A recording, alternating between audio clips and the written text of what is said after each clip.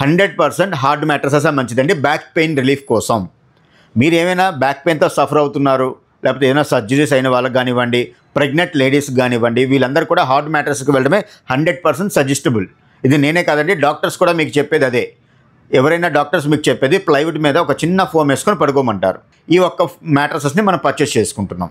So దీనికి Duroflex company national health academy అని చెప్పి ఒక సర్టిఫికేషన్ కూడా మనకి ఇస్తుంది.